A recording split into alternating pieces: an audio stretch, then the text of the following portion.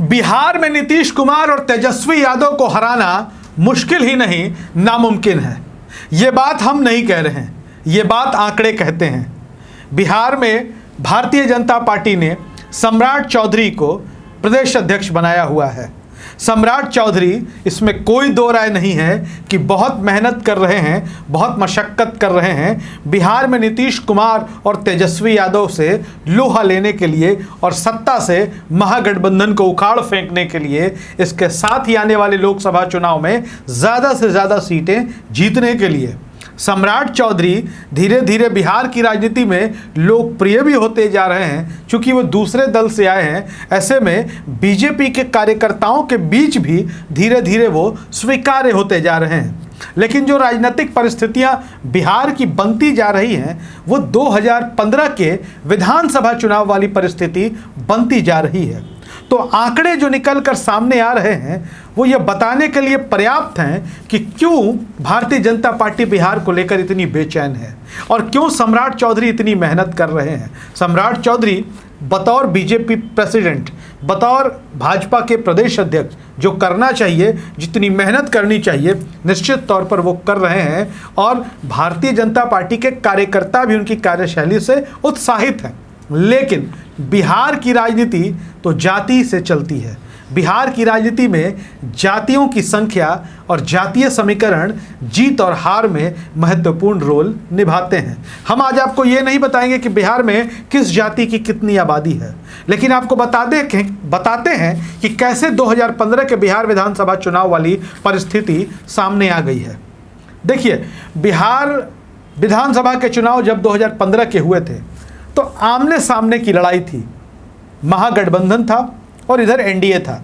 NDA में Bharatiya Janata party, Ramvilas Paswan, Upendra Kushwaha और जीतन राम मांझी थे। और इधर राष्ट्रीय जनता दल, जनता दल यूनाइटेड और कांग्रेस हुआ करती थी।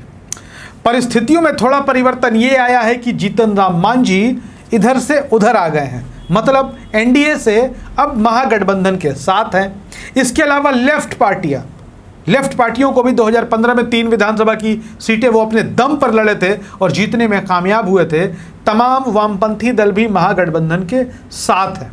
अब चलिए बात करते हैं आंकड़ों की कि आंकड़ों का कितना बड़ा गैप है बीजेपी और महागठबंधन के बीच, जो यह बताने के लिए आपके लिए पर्याप्त है कि क्या दृश्य बिहार की राजनीति में आने वाले दिनों में हो सकता है।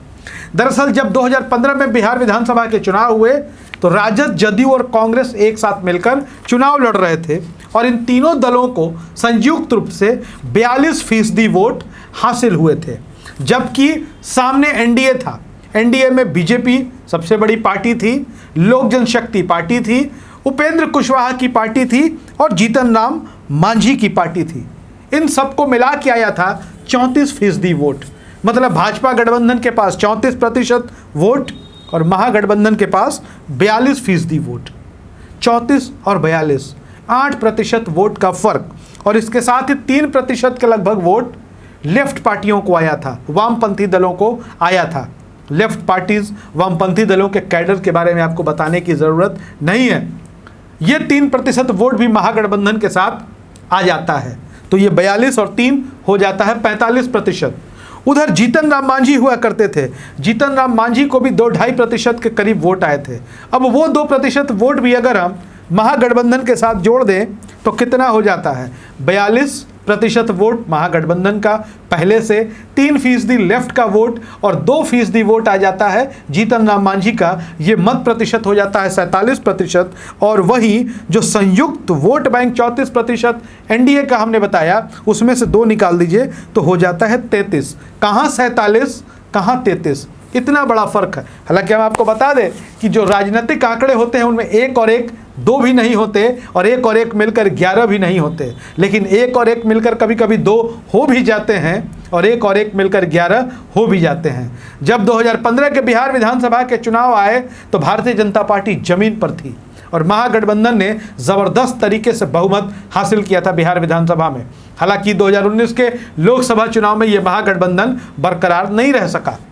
अब जबकि 2024 में लोकसभा के चुनाव होने वाले हैं, ऐसे में जो हम 47% वोट आपको बता रहे हैं और उधर 31% वोट होता है, बीजेपी इस गैप को कितना पाट पाएगी, इस अंतर को कितना भर पाएगी, यह देखना, सुनना और जानना बड़ा दिलचस्प होगा। लेकिन इसके लिए हमें लोकसभा चुनाव के नतीजों का इंतज़ार तो करना ही होगा। तो देश और बिहार की राजनीति से जुड़ी तमाम ऐसी ही खबरों के लिए हमारे साथ भी बने रहिए और कमेंट बॉक्स में लिखिए कि आने वाले लोकसभा चुनाव में बिहार की 40 लोकसभा सीटों पर स्थिति क्या होने वाली है। वीडियो पसंद आए तो शेयर जरूर करिएगा। धन्यवाद।